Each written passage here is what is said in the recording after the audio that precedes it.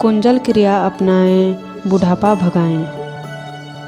कुंजल क्रिया एक ऐसी योग क्रिया है जिससे हमारे आंतरिक अंगों की सफाई होती है, जो हमें स्वस्थ बनाता है।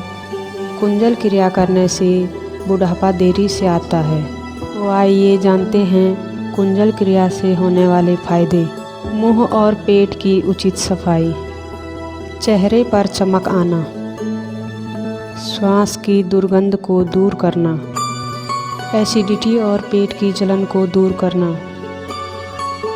खट्टी डकार और बलगम जैसी समस्या से छुटकारा, कब्ज और बदहजमी को दूर करना और पाचन शक्ति को बढ़ाना, मोटापा कम करने में सहायक, वात, पित्त, कफ जैसे रोगों में लाभकारी, अस्थमा रोग में लाभकारी।